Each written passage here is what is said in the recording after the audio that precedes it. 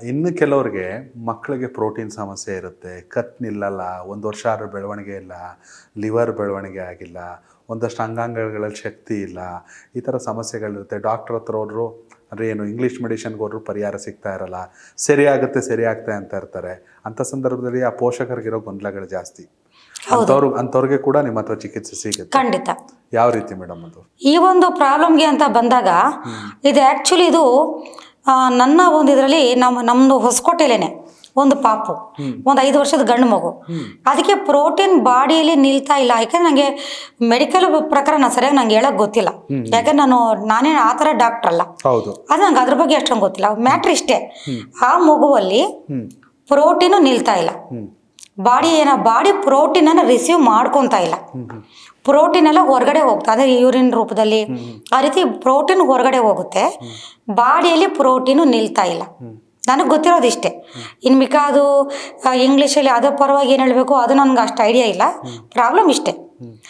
ಈ ಥರ ಇದ್ದಾಗ ಆ ಮಗು ಏನಾಯಿತು ಅಂದರೆ ದಿನಕ್ಕೆ ಯಾವಾಗ ತುಂಬ ಪ್ರೋಟೀನ್ ಕೊರತೆ ಆಯಿತು, ಕೈ ಕಾಲೆಲ್ಲ ಸ್ವಾಧೀನ ಕಳ್ಕೊಳ್ಳೋದು, ಮತ್ತು ಮೂಳೆ ಸ್ಟಿಫ್ನೆಸ್ ಎಲ್ಲ ಕಮ್ಮಿ ಆಗೋದು.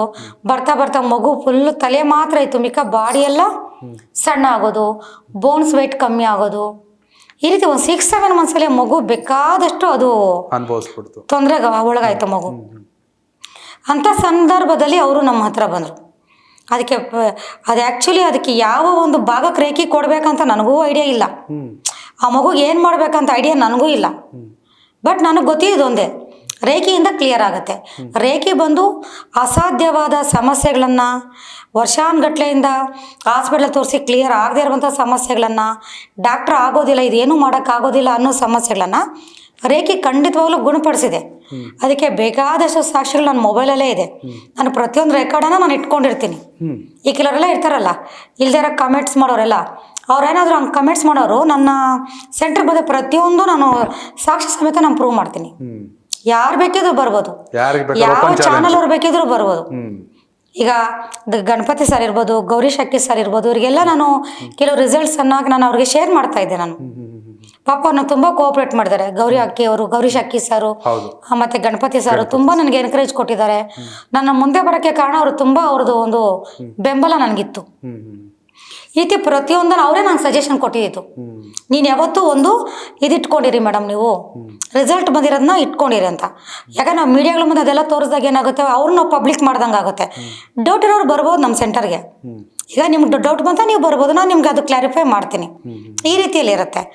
ಆ ಮಗುಗೆ ಏನು ಮಾಡಿದ್ವಿ, ನಮ್ಗೆ ಏನು ಮಾಡ್ಬೇಕಂತ ಗೊತ್ತಿಲ್ಲ ಸರ್. ಆ್ಯಕ್ಚುಲಿ ತಂದೆ ತಾಯಿ ಬಂದರು, ಅವರಿಗೂ ತುಂಬ ದುಃಖದಲ್ಲಿದ್ದಾರೆ. ತಂದೆ ತಾಯಿ ದೊಡ್ಡದು ಹೆಣ್ಮಗು, ಇದು ಚಿಕ್ಕದು ಗಂಡು ಮಗು ಆಗಲಿ ಅಂತ ತುಂಬ ಅವರು ಇದು ಮಾಡ್ಕೊಂಡಿದ್ದು. ಆಗ ನಾವು ಮಾಡಿದ್ದು ಒಂದೇ, ಅವನಿಬ್ಬರು ಹಿಪ್ನೋಟೈಸ್ ಮಾಡಿದ್ವಿ ತಂದೆ ತಾಯಿನ. ಹಿಪ್ನೋಟೈಸ್ ಅದಕ್ಕೆ ರೀಸನ್ನೇ ಸಿಗಲಿಲ್ಲ. ಈ ಕಾಯಿಲೆ ಹಿಂಗೆ ಬರೋಕ್ಕೆ ಏನಂತ ರೀಸನ್, ಅವರು ಟ್ರಾನ್ಸ್ಗೆ ಹೋಗೋಕ್ಕಾಗಲಿಲ್ಲ. ತಂದೆ ಬಂದು ಟ್ರಾನ್ಸ್ಗೆ ಹೋಗಲೇ ಇಲ್ಲ. ತಾಯಿ ಬಂದು ಅರ್ಧಂಬರ್ಧ ಹೋದ್ರು. ಅವ್ರಿಗಲ್ಲಿ ಏನೂ ಕಾಣಿಸ್ತಾ ಇಲ್ಲ, ಏನೂ ಗೊತ್ತಾಗ್ತಾ ಇಲ್ಲ. ಈ ಕಾಯಿಲೆಗೆ ಪ್ರಾಬ್ಲಮ್ ಅನ್ನೋದೇ ಗೊತ್ತಿಲ್ಲ. ಕೊನೆಗೆ ನಾವು ಮಾಡಿದ್ದೊಂದೇ, ಡೈಲಿ ರೇಖಿ ಎನರ್ಜಿಯನ್ನು ಯಾವ ರೀತಿ ಕೊಡಬೇಕು.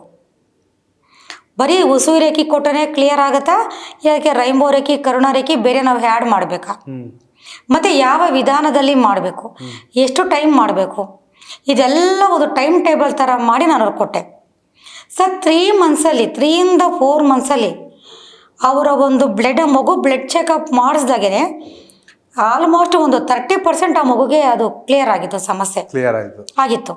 ಆಮೇಲೆ ಬರ್ತಾ 1 ಇಯರ್ ಅವ್ರು ರೇಖೆ ಮಾಡಿದ್ರು. 1 ಇಯರಲ್ಲಿ ಈಗ ಪ್ರಾಬ್ಲಮ್ ಹೇಗೆ ಹೋಯ್ತು ಅಂತ ಸಹ ಅವ್ರಿಗೆ ಗೊತ್ತಿಲ್ಲ. ಪ್ರಾಬ್ಲಮ್ ಇತ್ತು ಅನ್ನೋದೇ ಮರೆತುಬಿಟ್ರು. ಡಾಕ್ಟರ್ಗೆ ಗೊತ್ತಾಗ್ತಾ ಇಲ್ಲ ಇದು ಏನಾಗಿತ್ತು. ಈಗ ಪ್ರೋಟೀನ್ ಬಾಡಿಲಿ ನಿಲ್ತಾ ಇರಲಿಲ್ವಲ್ಲ, ಪ್ರೋಟೀನನ್ನು ಬಾಡಿ ರಿಸೀವ್ ಮಾಡ್ಕೊತಾ ಇರಲಿಲ್ಲವಲ್ಲ, ಈಗ ಹೇಗೆ ರಿಸೀವ್ ಮಾಡ್ಕೊಳ್ತಾ ಇದೆ. ಯಾಕೆ ಅಂದರೆ ಇಲ್ಲಿ ಏನಾಗುತ್ತೆ ಅಂದರೆ, ಯಾವುದೇ ಒಂದು ಟ್ರೀಟ್ಮೆಂಟನ್ನು ಈಗ ಡಾಕ್ಟರ್ಸ್ ಹೇಳ್ತಾರೆ, ನಾವು ಎಲ್ಲ ಟ್ರೀಟ್ಮೆಂಟು ಕೊಡ್ತಾ ಇದ್ವಿ, ಬಾಡಿ ರಿಸೀವ್ ಮಾಡ್ತಾರೆ, ಬಾಡಿ ರೆಸ್ಪಾಂಡ್ ಮಾಡ್ತಾ ಇಲ್ಲ, ನಾವೇನು ಮಾಡೋಣ ಅಂತ ಕೇಳ್ತಾರೆ. ಎಷ್ಟೇ ದೊಡ್ಡ ಡಾಕ್ಟರ್ ಆದರೂ ಅದೇ ಮಾತು ಹೇಳ್ತಾರೆ. ಅಂದರೆ ರೆಸ್ಪಾಂಡ್ ಮಾಡಬೇಕಾದ್ರೆ ಯಾವುದು, ನಮ್ಮ ಬಾಡಿ, ನಮ್ಮ ಮೈಂಡು. ರೇಖೆ ಶಕ್ತಿ ಏನು ಮಾಡುತ್ತೆ ಅಂದರೆ, ಈಗ ಏನೋ ಒಂದು ಕಾಯಿಲೆ ಇದೆ, ಆ ಕಾಯಿಲೆಗೆ ಯಾವ ಭಾಗಕ್ಕೆ ರೇಖೆ ಶಕ್ತಿ ಕೊಡಬೇಕಂತ ಗೊತ್ತಿರಲ್ಲ, ಏನು ಮಾಡಬೇಕಂತ ಗೊತ್ತಿರೋದಿಲ್ಲ. ಅಂಥ ಟೈಮಲ್ಲಿ ಮಾಮೂಲಿಯಾಗಿ ನಾವು ರೇಖೆ ಶಕ್ತಿಯನ್ನು ಕೊಟ್ಟಾಗ ಏನು ಮಾಡುತ್ತೆ ಅಂದರೆ, ಆ ಒಂದು ರೇಖೆ ಶಕ್ತಿ ಡಾಕ್ಟರ್ ಏನು ಟ್ಯಾಬ್ಲೆಟ್ಸನ್ನು ಬರ್ಕೊಟ್ಟಿರ್ತಾರೋ ಅದನ್ನು ಬಾಡಿ ಹೀರ್ಕೊಳ್ಳೋ ಥರ ಆ ಟ್ರೀಟ್ಮೆಂಟ್ಗೆ ಬಾಡಿ ರೆಸ್ಪಾಂಡ್ ಮಾಡೋ ಥರ ರೇಖೆ ಶಕ್ತಿ ಅವರನ್ನು ರೆಡಿ ಮಾಡಿ ಕೊಡುತ್ತೆ. ಆಗೇನಾಗುತ್ತಂದ್ರೆ ನಮಗೆ ಸೈನ್ಸಲ್ಲಿ ಕೆಲವು ಯಾವ ಸಮಸ್ಯೆ ಕ್ಲಿಯರ್ ಆಗಲ್ಲ ಅಂದ್ಕೊಂಡಿರ್ತೀವೋ ಆಗ ರೇಖೆ ಶಕ್ತಿಯನ್ನು ಕೊಟ್ಕೊಂಡು ಡಾಕ್ಟರ್ ಕೊಡೋ ಟ್ಯಾಬ್ಲೆಟ್ಸನ್ನು ಯೂಸ್ ಮಾಡಿದಾಗ ಖಂಡಿತವಾಗ್ಲೂ ಆ ಸಮಸ್ಯೆಯಿಂದ ಹೊರಗಡೆ ಖಂಡಿತವಾಗ್ಲೂ ಬರ್ಬೋದು. ಈಗ ಮಗು ಸಂಪೂರ್ಣ ಕ್ಲಿಯರ್ ಆಗಿದೆ, ಖಂಡಿತ ಕ್ಲಿಯರ್ ಆಗಿದೆ. ಬಟ್ ಅವ್ರದ್ದು ಈ ಒಂದಿದಲ್ಲ, ಅವರು ಗೌರ್ಮೆಂಟ್ ಕೆಲಸದಲ್ಲಿ ಇದ್ದಿದ್ದವರು ಈಗ ಅವ್ರಿಗೆ ಬೇರೆ ಕಡೆ ಟ್ರಾನ್ಸ್ಫರ್ ಆಗಿದೆ. ಈ ಕೇಸ್ ನನ್ನ ಹತ್ರ ಬಂದು ಸುಮಾರು 8 years ಬ್ಯಾಕ್ ಬಂದಿದ್ದು ನಂಗಿದು. Okay okay. ಮತ್ತೊಂದು ಕಡೆ ಹೆಣ್ಣು ಮಕ್ಕಳಿಗೆ ಗರ್ಭಕೋಶದಲ್ಲಿ ಗೆಡ್ಡೆ ಸಮಸ್ಯೆ ಅವ್ರಿಗೆ ಗೊತ್ತಾಗ್ತಿರಲ್ಲ, ತುಂಬ ಅಂದರೆ ಅದು ರೆಕ್ಟಿಫೈ ಆಗೋದೇ ಇಲ್ಲ, ತುಂಬ ಸಮಸ್ಯೆ ಇರುತ್ತೆ, ತುಂಬ ಪೇನ್ ಇರುತ್ತೆ, ಖಿನ್ನತೆಗೊಳಗಾಗ್ತಾರೆ, ಓವರ್ ವೆಯ್ಟ್ ಆಗುತ್ತೆ. ಹೌದು. ಇದಕ್ಕೆಲ್ಲ ಏನು ಪರಿಹಾರ ಅಂತ? ರೇಖೆ ಮತ್ತು ಹಿಪ್ನೋಟಿಕ್ ಖಂಡಿತವಾಗ್ಲೂ ಇದೆ ಸರ್.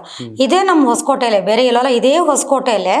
ಯಾಕೆ ಹೊಸಕೋಟೆ ಅಂತ ಹೇಳ್ತೀನಿ ಅಂದರೆ ನಾಳೆ ಬೆಳಗ್ಗೆ ವಿಡಿಯೋ ನೋಡಿದವರು ಸಹ ಅಲ್ಲೇ ಒಂದು ವೇಳೆ ನನ್ನನ್ನು ಇದು ಮಾಡಿದ್ರು ಭೇಟಿ ಆದರೂ ಅಲ್ಲೇ ಅವ್ರಿಗೆ ಪರಿಹಾರ ಸಿಗ್ಬೇಕು, ಇಂಥವ್ರು ಮಾಡ್ಕೊಂಡಿದ್ದಾರೆ ಅಂತ ನಾನು ಪ್ರೂಫ್ ಮಾಡೋಕ್ಕೋಸ್ಕರ ನಾನು ಅದಕ್ಕೆ ಆದಷ್ಟು ಹೊಸಕೋಟೆ ಬಗ್ಗೆನೇ ನಾನು ಹೇಳ್ತಾ ಇದ್ದೀನಿ.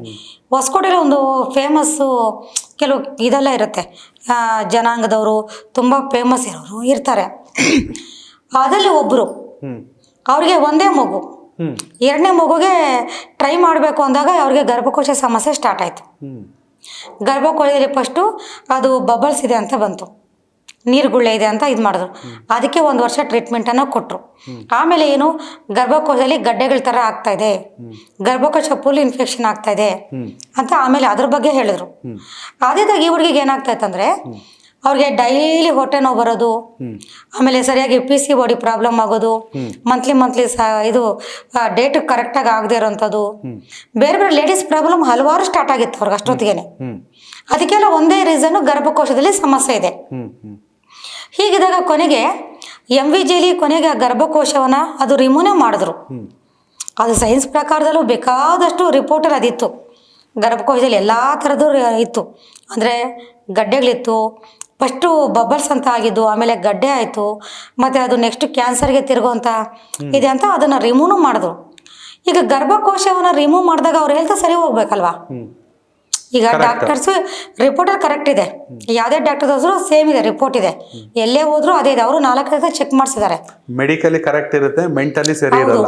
ಮೆಡಿಕಲಲ್ಲಿ ಕರೆಕ್ಟ್ ಇದೆ, ಆದರೆ ಅದನ್ನ ಗರ್ಭಕೋಶ ಆಪರೇಷನ್ ಮಾಡಿ ತೆಗೆದ ನಂತರ ಮತ್ತೆ ಸೇಮ್ ಪ್ರಾಬ್ಲಮ್, ಬೇರೆ ಏನಿಲ್ಲ, ಮತ್ತೆ ಅದೇ ಪ್ರಾಬ್ಲಮ್ಮು, ಅದೇ ಹೊಟ್ಟೆ ನೋವು, ಅದೇ ಥರ ವೈಟ್ ಬ್ಲೀಡಿಂಗು, ಅದೇ ಥರ ಸಮಸ್ಯೆ ಇದ್ದಾಗ ಅವ್ರು ಏನು ಮಾಡಬೇಕು? ಡಾಕ್ಟರ್ ಹತ್ರ ಹೋದಾಗ ಮಾಮೂಲಿ ಟ್ಯಾಬ್ಲೆಟ್ಸ್ ಬರ್ಕೊಡ್ತಾರೆ.